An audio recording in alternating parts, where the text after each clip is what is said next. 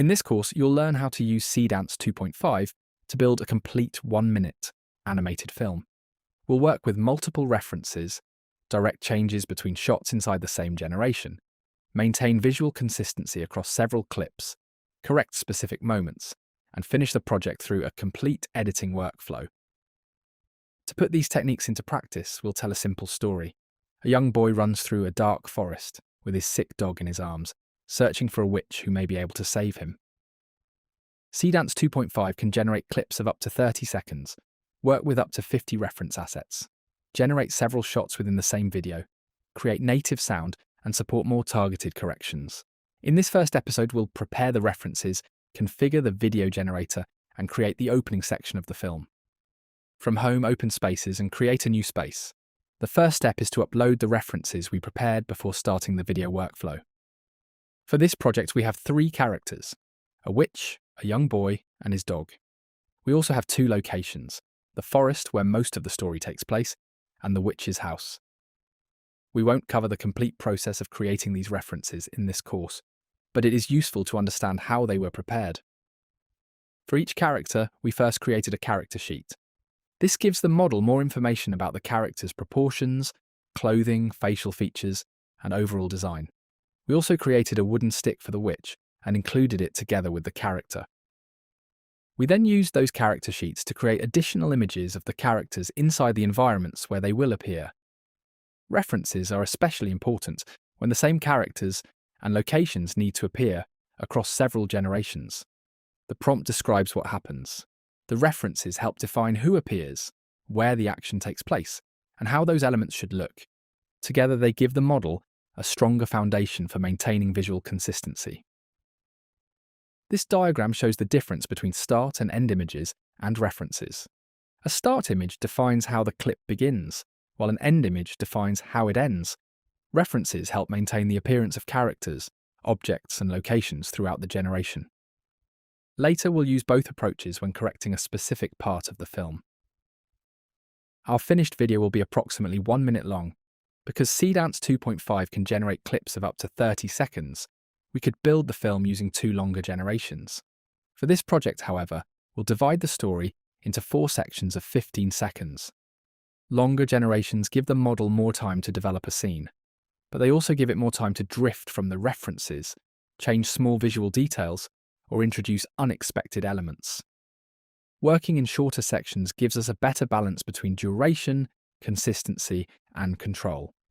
It also makes it easier to iterate on one part of the story without regenerating a much longer sequence. This does not mean that 15 seconds is always the correct choice. You can test different durations and compare the results. The best setting depends on the complexity of the action, the number of characters, and how much needs to happen inside the clip. Now we can prepare the first generation. Add a video generator node to the space, then connect the characters and locations references. Inside the video generator, select Seedance 2.5, set the aspect ratio to 16:9, set the duration to 15 seconds. Then select 1080p as the resolution. 1080p gives us a strong balance between image quality, generation speed, and credit usage. 4K is also available, but each attempt takes longer and uses more credits. This makes it less practical, while we are still testing different versions of the same scene. For early exploration, you can also work at 480p. This allows you to test the prompt, composition, and action at a lower cost. Once the result is working, you can upscale the selected version at a higher resolution. We'll also enable sound. This allows the model to generate dialogue, sound effects, and natural ambience together with the video. It may also generate music by default. For this project, we want to keep the sounds that belong directly to the scene, but remove the music. Our film will be built from 4 separate video generations. If every clip creates its own music, it may change from one section to the next. The result could sound like 4 unrelated soundtracks placed together. To avoid this, we'll exclude music directly in the prompt. We'll create the soundtrack separately during the final stage, where we can control how it develops across the complete film. Next, set the number of outputs to 4. This gives us 4 different interpretations of the same prompt from a single setup. We can compare them and select the result that works best. Now we can write the prompt. Seedance works well with concise instructions when the visual references are clear. We focus on the action, the camera direction, the visual atmosphere, and the sounds that belong to the scene. The prompt begins with the boy running through the forest while carrying his dog, defining his worried expression and his dialogue. It also defines what comes next. The boy reaches a clearing in the forest, the witch's house is revealed, and he places the dog beside the door before knocking. This is how multi-shot prompting tells the model when to cut to a different shot. This allows us to direct several changes of shot inside one generation, instead of creating every shot as a separate video. Finally, the prompt defines the camera angles, depth of field, animation style, the nighttime, and a blue mist. And it clearly excludes music. Once settings and prompt are ready, run the node. When the 4 results are ready, watch each one from beginning to end.